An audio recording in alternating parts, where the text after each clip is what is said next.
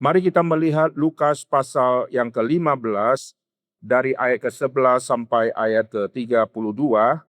Kita akan membaca ayat yang sudah dituliskan. Demikian pembacaan firman, dan tadi saya diinfokan sebelum firman Tuhan dikhotbahkan, saya diminta untuk memperkenalkan diri. Nama saya Pendeta Aiter, saya tinggal di Jakarta, dan kali ini saya pertama kali injakkan kaki di daerah Nias dan sekitarnya. Dari dulu saya ingin sekali ke Nias, tetapi belum kesempatan. Doa saya sudah sangat lama, Tuhan, saya harus injakkan kaki ke Nias. Kenapa? Karena seringkali waktu saya masuk ke STT melayani, saya isi sesi-sesi seminar pembinaan untuk mahasiswa-mahasiswa teologi dan dosen-dosen, saya tanya mereka, mereka datang dari mana? Sebagian kalau di daerah Kalimantan, mayoritas orang Kalimantan.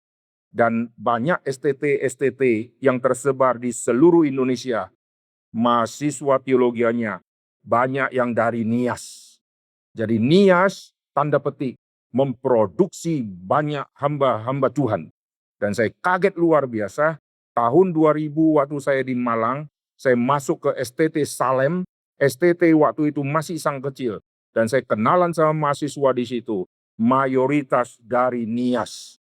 Saya masuk ke STT Aras Tamar, saya tanya, mereka ada yang dari Kalimantan Barat, dan banyak yang dari Nias. Saya masuk ke STT yang lain, dan banyak orang Nias tersebar sampai ke NTT, sampai ke NTB, sampai ke Sulawesi, sampai ke daerah Indonesia Timur yang lain.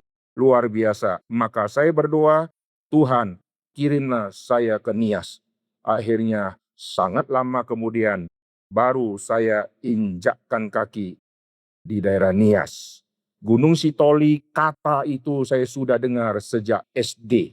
Saya dilahirkan di Sumatera Utara, saya dari kota Rantau Prapat. Dulu di SD ada satu teman saya, waktu SD dia harus tinggalkan kota kelahiran saya, karena dia ikut papanya adalah pimpinan di Bank BDNI. Ini zaman dahulu kala. Dan saya masih ingat wajah anak kecil ini, karena kami dulu satu kelas, dan waktu saya tanya, kamu pindah kemana? Saya dengan papa akan pindah ke Gunung Sitoli. Itulah pertama kali saya dengar kata Gunung Sitoli. Itu kira-kira SD kelas 5.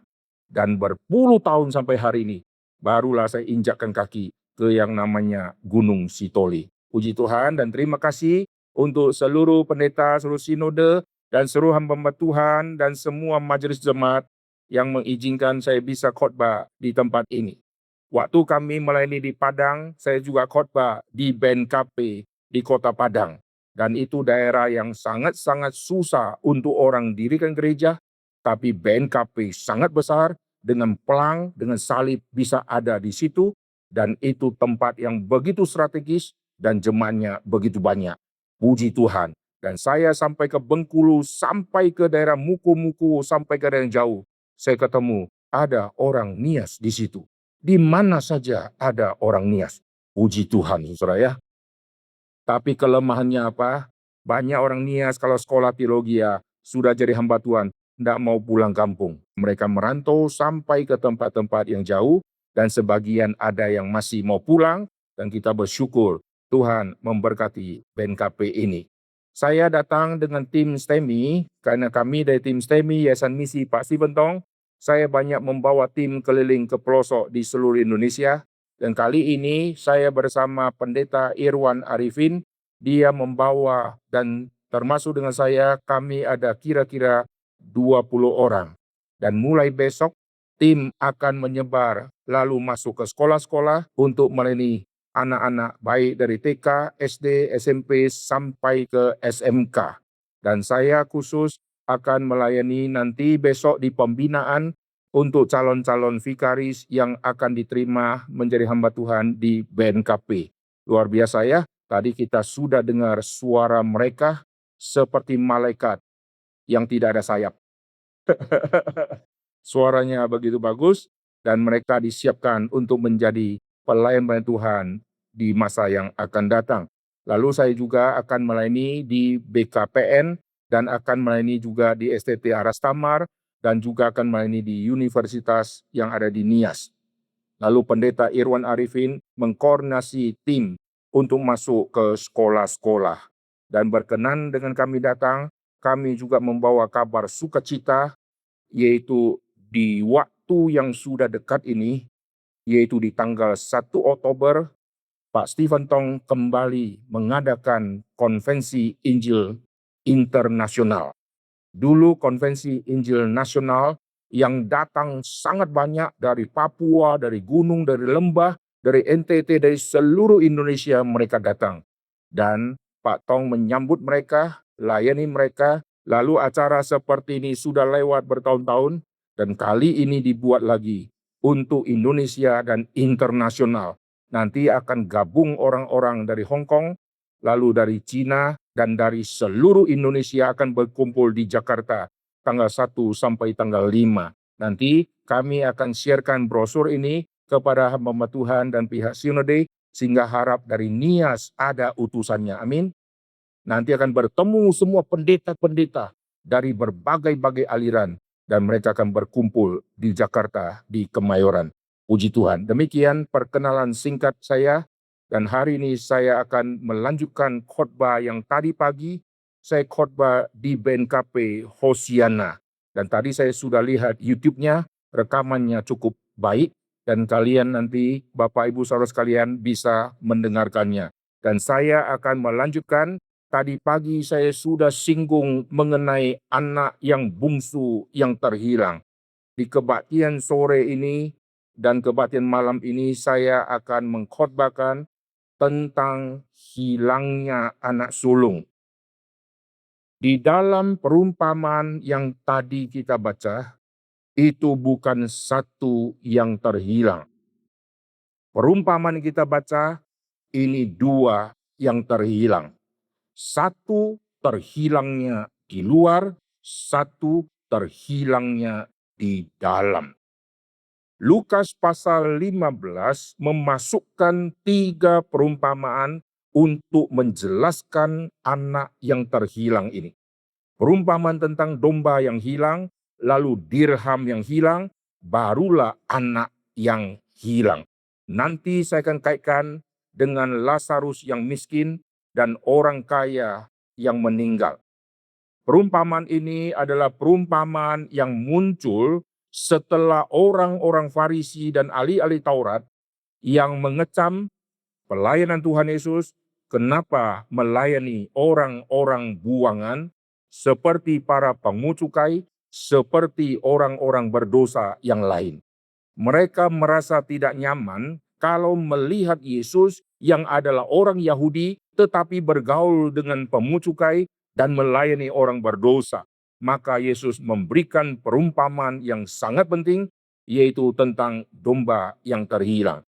Yang terhilang ada satu domba, yang 99 tidak terhilang, demi yang satu, maka tinggalkan yang 99 untuk mendapatkan yang satu.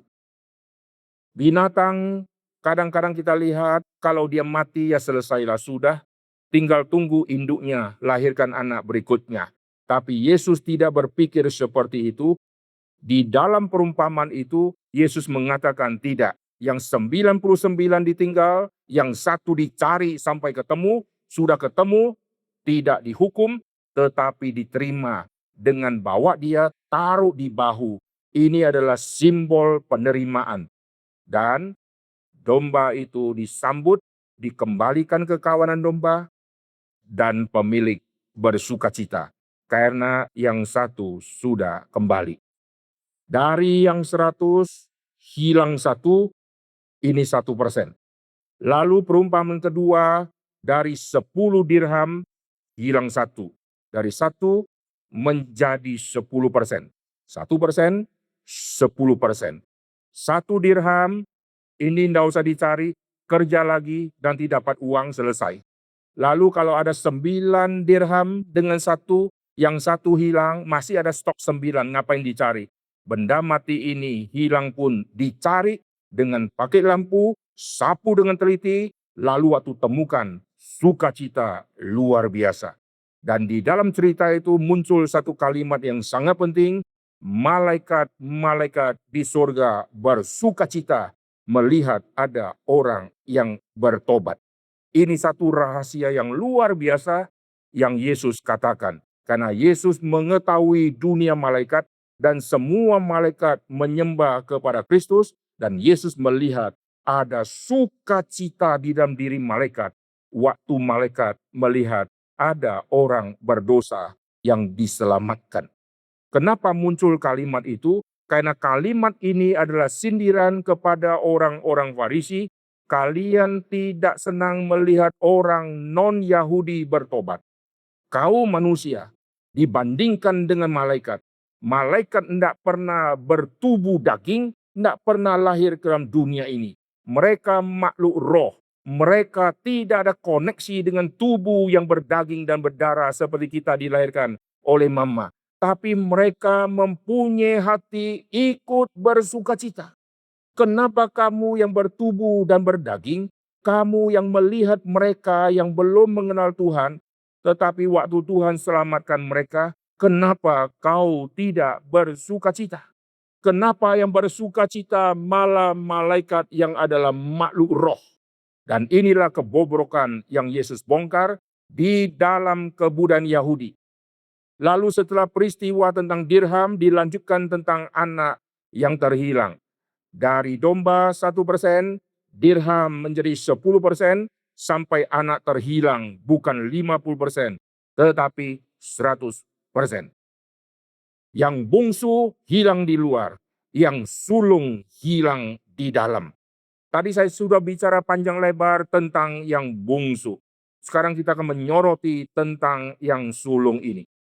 Siapakah si sulung ini? Si sulung ini adalah kelompok Farisi dan ahli-ahli Taurat.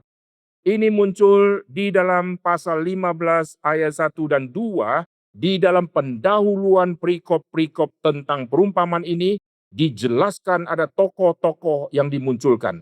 Ada pemungut cukai, ada orang berdosa, ada Farisi, ada ahli-ahli Taurat. Dan kelompok orang suci-suci ini, yaitu Farisi dan ahli Taurat, dimasukkan di dalam kelompok yang disebut anak sulung. Sedangkan orang berdosa dimasukkan di dalam kelompok yang bungsu, yang terhilang. Tahu dari mana? Tahu dari lihat. Waktu si bungsu terhilang, si bungsu pergi ke tempat yang jauh, lalu dia kerja, dia mengurus babi. Kalau kita membaca di Alkitab, khususnya di Perjanjian Baru, ada tema berhubungan dengan orang menjaga babi, itu pasti daerah kafir.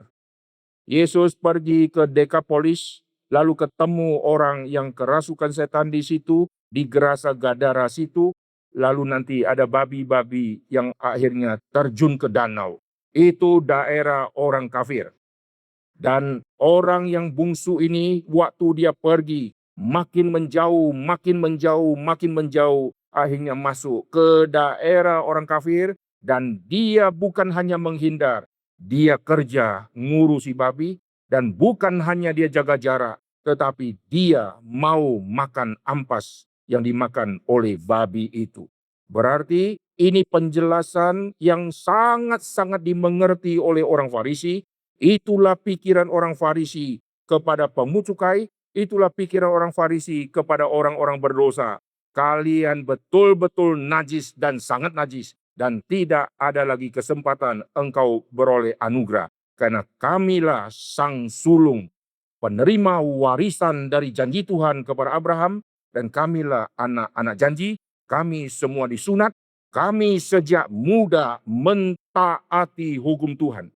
Petrus pernah berkata, makanan najis kayak begini, sejak dari dulu aku tidak pernah sentuh makanan ini. Ini kalimat yang muncul di dalam Lukas pasal ke-15 agak mirip. Aku tidak pernah melanggar perintah Bapa, aku sibuk kerja terus, tapi aku tidak pernah dipestain. Mereka tidak keluar rumah, tidak lari, tidak foya-foya. Mereka rajin, mereka membantu di rumah, mereka melayani. Tetapi merekalah orang yang terhilang. Di dalam gereja banyak yang terhilang. Setuju? Setuju tidak? Banyak yang datang ke gereja karena rutinitas. Setelah ada goncangan ekonomi, satu persatu tinggalkan iman. Di Indonesia, di daerah tertentu, saya tidak sebut tempatnya, ada orang yang miskin, mereka beli barang di warung, pemilik warung bukan orang Kristen, maka dikasih hutang 5.000, 10.000, jumlah-jumlah sudah 1 juta, masih belum ditagih, akhirnya jadi 15 juta, sangat besar untuk hitungan orang pedalaman. Dan akhirnya yang memberikan hutang menagih. Sekarang sudah saatnya Bapak harus bayar 15 juta, saya kasih waktu 2 minggu lunasi. Dan dia tidak bisa lunasi, dan dia bingung mau pinjam sama siapa. Akhirnya pemilik warung berkata, kalau betul Bapak mau lunas, caranya cuma satu, pindah iman. Maka satu keluarga kalau pindah iman, semua hutang langsung lunas. Oh, mereka pikir gampang sekali untuk lunasi, tidak usah kerja keras, hanya ganti iman. Dan mereka menjual Tuhan Yesus demi uang itu. Kenapa ada anak gadis yang rajin ke gereja cantik-cantik, akhirnya kelak meninggalkan imannya, dia jual Yesus karena ada laki-laki yang lebih ganteng. Dulu di satu kota, saya ada di kantor dinas pendidikan untuk mengurus surat rekomendasi. Lalu ada satu ibu yang ada di dinas pendidikan, dia berkata pada saya, Pak, tunggu sebentar, ada siswa SMA yang saya mau omelin. Lalu saya tunggu, saya bisa dengar apa yang dia bicarakan.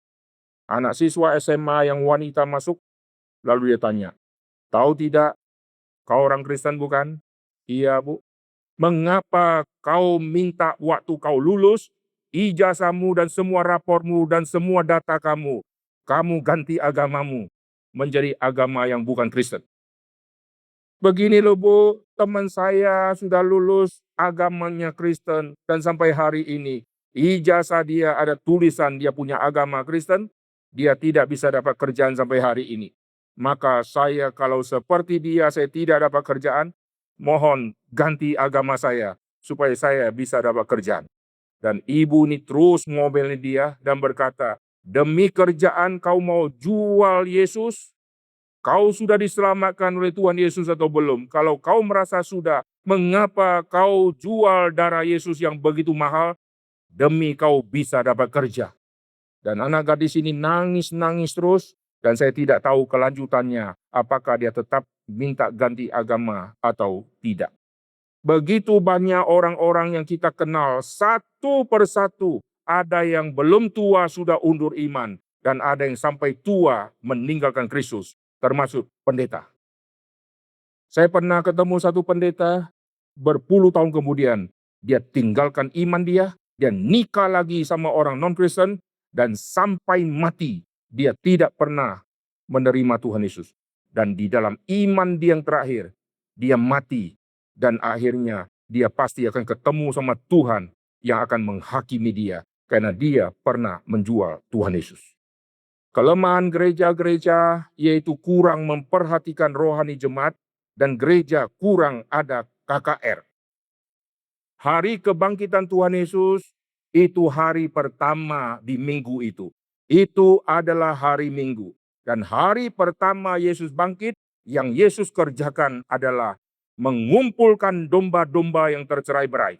Semua mereka adalah murid-murid Tuhan Yesus, tetapi sedang tercerai-berai. Dan hari Minggu itu, itulah hari kebangunan rohani. Disitulah Yesus mengumpulkan mereka semua, membukakan pikiran mereka tentang Kristus secara mendalam. Gereja kekurangan tema kristologi yang mendalam, sehingga orang merasa Kristus dibandingkan dengan emas dan perak, lebih berharga emas dan perak.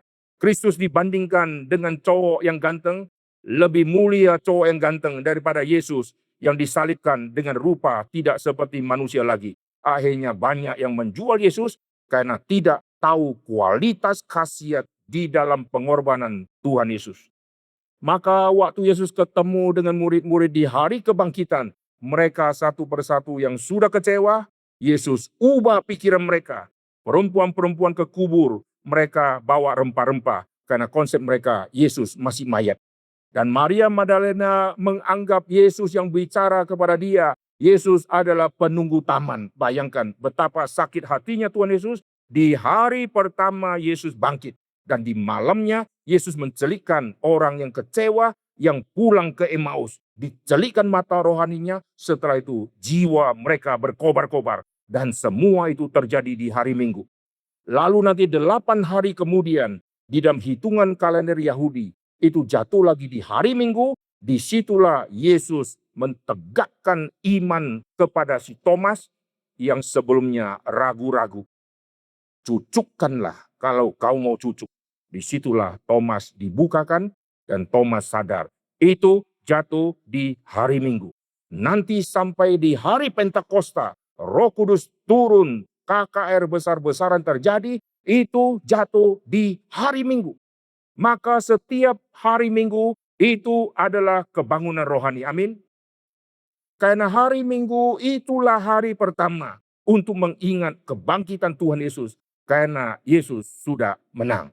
Nah, sekarang kita kembali, waktu kita melihat tentang perumpamaan ada yang terhilang.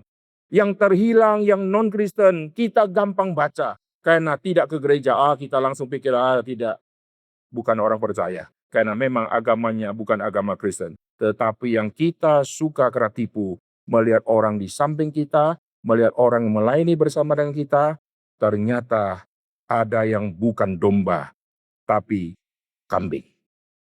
Dulu ada satu cowok, dia datang ke persekutuan doa. Saya tidak pernah lihat dia datang. Saya tanya dia, kenapa hari ini Bapak datang? Aduh, saya lagi sedih, saya mau cari petunjuk Tuhan, maka saya datang ke persekutuan doa. Saya tanya, apa kesedihan? Saya ditipu lebih dari 1 miliar, dan dalam 1 minggu saya harus lunasi. Dan saya tidak tahu bagaimana bayarnya. Masih biasa ya, yang lebih membuat saya kaget. Saya tanya, siapa yang menipu engkau? Orang yang saya tidak sangka, yang nyanyi kor di gereja. Orang yang dikenal di gereja, nyanyi terus memuji Tuhan di kor. Dia saya percaya, ternyata dialah yang mengambil uang saya. Dan akhirnya dia sedih luar biasa, dan saya doakan dia. Dan tidak tahu akhir jadinya seperti apa, saudara. Pendeta-pendeta juga sama. Banyak pendeta yang panggilan tidak jelas, lalu melayani. Akhirnya setelah melayani, merusak gereja. Maka Tuhan menggerakkan saya banyak masuk ke STT untuk menjelaskan tentang panggilan kepada mahasiswa-mahasiswi teologi. Dan waktu saya dengar bahwa di sini untuk menjadi hamba Tuhan BNKP, semua calon-calon yang akan jadi hamba Tuhan diuji dengan ketat. Ini benar. Banyak STT terima murid tidak lagi saring ada panggilan atau tidak. Pokoknya masuk dulu. Lihat 1 tahun, kalau tidak ada panggilan, biar dia keluar sendiri. Saya berkata kepada rektor yang seperti itu, saya bilang, Pak, oke, terima dia 1 tahun, dia sudah makan beras, makan sayur dari donatur-donatur. Lalu tahun depan dia berhenti. Dosa besar dia habisi beras 1 tahun. Kenapa tidak dari awal disaring ketat? Yang tidak ada panggilan, tidak usah habisi beras 1 tahun. 1 tahun dia habisi, itu sudah bisa hidupkan yang sungguh-sungguh mau jadi hamba Tuhan. Ini fakta yang terjadi di banyak STT. Dan sekarang kita kembali, Yesus mau membukakan pikiran para murid. Lihatlah, ada yang terhilang di kalangan Israel. Ada yang terhilang. Dan yang terhilang itu justru pemimpin-pemimpin agama. Wah, bagi kita pemimpin-pemimpin agama tidak mungkin terhilang. Dia justru sudah kembali, maka jadi pemimpin agama. Yesus mengatakan ternyata tidak. Nikodemus pemimpin agama. Dan dia datang kepada Tuhan Yesus dengan rendah hati. Dan Yesus kasih tahu tentang keselamatan, kelahiran kembali. Dan Nikodemus menjadi orang yang bertobat. Di Yohanes pasal ketiga, di Yohanes pasal ke-7, kelompok Farisi, kelompok Yahudi sudah tidak pro kepada Nikodemus. Dan mereka mengejek Nikodemus. Berarti Nikodemus bukan lagi di kubu mereka. Sampai ke Yohanes pasal ke-19, Nikodemus sama Yusuf dari Arimatea, mereka berdua ikut menguburkan prosesi lalu pakai adat istiadat Yahudi menguburkan mayat Tuhan Yesus, padahal orang Yahudi mau masuk Sabat harus menyucikan diri dan tidak boleh sentuh mayat. Mereka sentuh mayat. Mereka tidak peduli dengan adat karena mereka melihat ini Tuhanku. Dan Yusuf Arimatea disebut murid.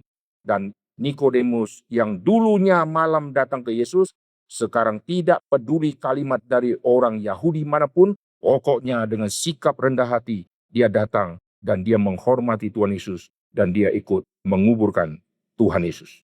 Nah, sekarang kita kembali, orang yang disebut si sulung ini tidak punya hati dan pikiran untuk menerima orang berdosa kembali. Inilah kelemahan di dalam gereja. Di dalam gereja kita kurang terbuka untuk menyambut orang yang najis dibawa kembali kepada Tuhan. Kalau orang yang najis masuk ke dalam gereja, kita merasa gereja kita dinajiskan oleh orang yang najis. Justru Tuhan dirikan gereja untuk menampung semua orang najis. Amin. Yesuslah yang menyentuh orang kusta lalu mentahirkan mereka. Kalau ada orang yang sekarang kita sudah layani dan menerima Tuhan Yesus, dia masuk ke gereja, disitulah iman dia dimurnikan di dalam gereja, dan gereja menampung semua, dan gereja akan melatih mereka untuk menjadi pelayan-pelayan Tuhan. Nah, sekarang karena waktu saya sangat singkat, saya nanti akan kontraskan tentang yang sulung ini yang ditegur di dalam perumpamaan ini. Kenapa engkau kok bisa marah? Karena saya sudah siap di rumah kerja baik-baik, sopan-sopan. Kenapa belum pernah ada pesta untuk saya? Kenapa yang najis ini yang sudah menajiskan diri, kenapa pulang malah disambut? Lalu nanti masuk ke Lukas pasal ke-16. Mari kita lihat. Di Lukas pasal yang ke-16, Yesus memberikan cerita tentang orang kaya dan Lazarus yang miskin. Lihat permainan kata yang sangat penting. Saya baca dulu di pasal 15, lihat di ayat ke-31 untuk melihat kesinambungan pasal 15 dan pasal ke-16. Pasal ke-15 ayat ke-31, kata ayah kepadanya, si sulung, anakku. Jadi si ayah panggil ini anakku. Engkau selalu bersama-sama dengan aku. Bersama dengan aku, tapi tidak punya hati dan pikiran seperti aku. Sekarang lihat di Lukas pasal yang ke-16. Siapakah orang kaya ini? Ayat yang ke-19, dia berpakaian jubah ungu, dia berpakaian kain yang halus, dia bersukaria dan kemewahan. Ini adalah kelompok-kelompok Farisi dan pemimpin-pemimpin agama. Lukaslah yang mencatat orang Farisi adalah hamba uang. Jadi mereka adalah kelompok-kelompok rohaniawan sekaligus kelompok-kelompok orang yang bermegah di dalam keuangan mereka. Dan Tuhan mereka bukan Tuhan sejati, tapi Tuhan yang mereka adalah si Mamon itu. Jadi kelompok orang-orang suci ini dikaitkan mereka lah orang-orang kaya. Lalu kelompok pemusukai orang berdosa, inilah kelompok yang masuk di dalam Lazarus, orang yang miskin. Karena Lazarus ini nanti berrelasi dekat sama anjing. Karena anjing akan menjilat borok-boroknya. Bagi orang Yahudi, babi kah, anjing kah, ini orang najis ini. Sengaja dimunculkan cerita ini, dan akhirnya yang diterima untuk naik ke sorga, ke pangkuan Abraham, itu adalah Lazarus yang miskin, yang orang kaya ini tidak. Lalu perhatikan permainan kalimat yang penting waktu orang kaya ini bicara kepada Abraham. Mari kita lihat di Lukas pasal yang ke-16. Ayat ke-24, ia berseru katanya, pasal 16 ayat 24, Bapa Abraham. Dia panggil Abraham, Bapa Abraham, kasihanilah aku. Lihat Abraham jawab di ayat 25. Abraham berkata, anak. Siapakah yang klaim keturunan Abraham? Inilah kelompok Farisi. Siapa yang klaim kami anak Abraham? Itulah kelompok orang-orang rohaniawan. Dia panggil Abraham, Abraham panggil anak.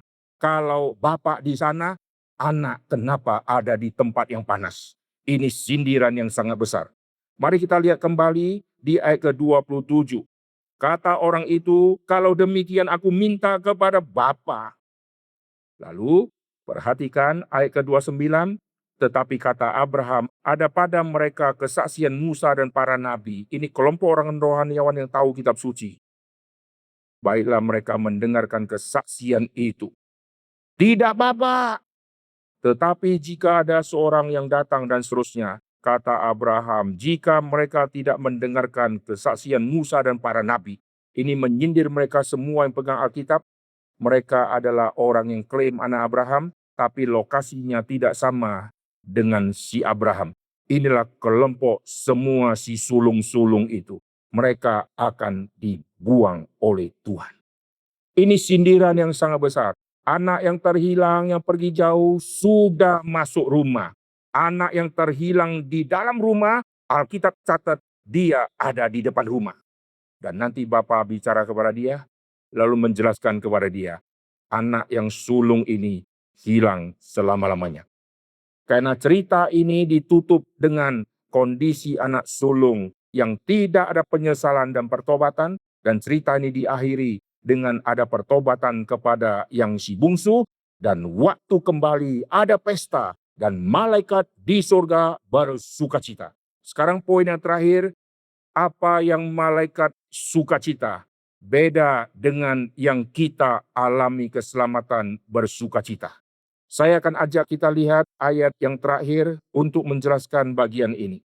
Di 1 Petrus di pasal yang pertama, saya akan baca ayat ke-12. 1 Petrus pasal pertama di ayat ke-12. Kepada mereka telah dinyatakan bahwa mereka bukan melayani diri mereka sendiri, tetapi melayani kamu dengan segala sesuatu yang telah diberitakan sekarang kepada kamu, dengan perantara mereka yang oleh Roh Kudus, yang diutus dari sorga menyampaikan berita Injil kepadamu. Perhatikan kalimat terakhir ini, yaitu hal-hal yang ingin diketahui oleh malaikat-malaikat. Wah, ini ayat yang sangat menarik. Ada yang malaikat tidak tahu. Malaikat tahu Injil tidak? Pasti tahu. Malaikat tahu tidak Yesus juru selamat? Pasti tahu. Malaikat tahu tidak Yesus lahir, Yesus mati, Yesus bangkit?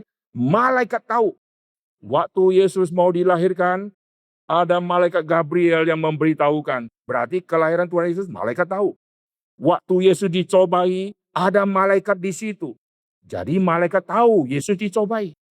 Lalu waktu Yesus di dalam pelayanan, Yesus di Taman Getsemani, ada malaikat di situ. Yesus di dalam pelayanannya, Yesus pernah berkata, aku bisa memanggil pasukan malaikat turun. Karena semua malaikat tunduk kepada Kristus. Malaikat tahu banyak rahasia tentang Injil. Kenapa Petrus berkata hal-hal yang ingin diketahui oleh malaikat? Jadi perhatikan, waktu malaikat melihat ada orang yang bertobat, dia bersukacita. Sukacitanya dia kalah sama kita.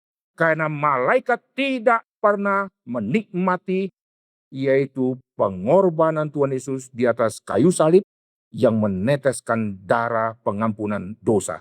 Malaikat tidak pernah alami khasiat Injil. Dia tahu Injil, tidak pernah alami. Tetapi yang tidak pernah alami bisa bersukacita. Wah, ini luar biasa. Jikalau saya berdosa, saya diselamatkan, saya tahu hukuman Tuhan begitu berat, tapi Tuhan kasih pengampunan. Saya bersukacita, saya diselamatkan. Malaikat juga bersukacita. Sukacitanya saya sama sukacita malaikat ini beda. Yang saya nikmati pengorbanan Kristus. Yang malaikat hanya tahu Yesus mati bagi orang berdosa. Sendiri tidak pernah alami khasiat Injil. Inilah bedanya. Nah, jikalau saya sudah alami Injil keselamatan, saya mesti bersukacita. Dan jikalau saya lihat ada orang lain menerima Injil keselamatan, saya juga harus bersukacita. Tapi nyatanya apa? Yang bersukacita hanya malaikat, yang kita malah kita iri. Aduh, ternyata dia diselamatkan. Jangan sampai di sorga saya sekamar sama dia. Ini musuh bebuyutan sama saya. Nah, malah celaka saudara ya. Mestinya kita bersukacita. Lihatlah, ladang sudah menguning dan tuaian begitu banyak, tetapi pekerja sedikit. Maka kita bersyukur Tuhan memakai kami dari tim STEMI. Kami sudah berpuluh tahun keliling seluruh Indonesia. Dan kami di bawah asuhan Pak Stephen Tong, orang yang ikut, orang awam dan semua pengkhotbah yang disiapkan ada 1.500 pengkhotbah awam. Dan mereka semua siap tidur di pedalaman, mereka naik sepeda motor, tadi siang sebagian mereka sudah menyebar sewa mobil lalu tinggal di pelosok, dan mereka akan kunjungi sekolah-sekolah dengan data Dapodik, dengan surat rekomendasi dari Dinas Pendidikan, dan mereka akan layani siswa-siswa. Dan kami kalau khotbah sampai ribuan sesi pun tidak dapat honor, dan mereka yang ikut semua bayar dengan uang masing-masing. Kami harus kumpul uang untuk beli makan, kami harus kumpul uang untuk tempat tinggal, kami harus beli tiket, dan tiket kadang-kadang naik harga tingginya luar biasa. Dan mereka yang kerja kadang-kadang potong gaji, mereka yang kerja harus simpan uang. Ikut 1 minggu, berarti cutinya yang 12 hari sudah kepotong 1 minggu, dan sisanya baru dipakai untuk anak. Dan ini yang kami kerjakan di seluruh Indonesia. Puji Tuhan. Tanyalah semua anak-anak di seluruh Indonesia. Tahu tidak lagu? Tuhan Yesus, aku berjanji jadi murid-Mu yang setia. Lagu itu dikarang Pak Stephen Tong, dan lagu itulah yang kami bawa ke seluruh Indonesia, dinyanyikan kepada berjuta-juta siswa di seluruh Indonesia. Setiap tahun sebelum COVID kami layani siswa hampir 2 juta siswa, dan semua pengkhotbah tidak dapat honor, dan setelah masa COVID, kami layani 1 juta lebih sedikit. Dan puji Tuhan, setiap tahun tim STEMI terus pergi. Dan saya sendiri juga membawa tim. Saya sudah keliling lebih dari 5.000 desa dan kota di seluruh Indonesia. Dan saya hafal NTT, saya hafal Kalimantan, saya hafal Sulawesi. Dan nanti di bulan Oktober, saya akan layani 1 provinsi Sulawesi Tenggara. Di tahun sebelumnya, kami sudah layani Padang, kami sudah layani Bengkulu, dan saya sudah keliling banyak tempat di seluruh Indonesia, dan banyak tim STEMI di bawah pimpinan hamba-hamba Tuhan yang di bawah asuhan Pak Stephen Tong. Mereka sepanjang saat mereka melayani di gereja masing-masing, dan mereka mengatur tim untuk pergi ke pelosok-pelosok. Untuk layani siapa? Layani anak-anak SD, layani anak-anak TK, anak SMP, anak SMA. Dan sekarang saya banyak masuk STT, saya tanya, kau dari mana? Kau dari Sumba, Sumba mana? Saya tahu lokasi kampungnya. Saya tanya, kau dari Kalimantan, Kalimantan mana? Saya tahu lokasinya. Dan saya tanya, kalian semua tahu lagu Tuhan Yesus, aku berjanji. Mereka bilang tahu, kapan kau tahu? Waktu SD, Pak.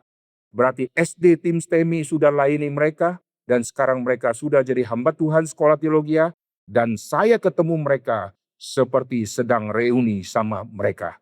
Puji Tuhan. Saya percaya di sini banyak anak muda pasti sudah tahu lagu ini, karena Nias sudah dilayani bertahun-tahun oleh tim STEMI. Cuma ini kali pertama saya ke Nias, karena jalur saya tidak ke Nias.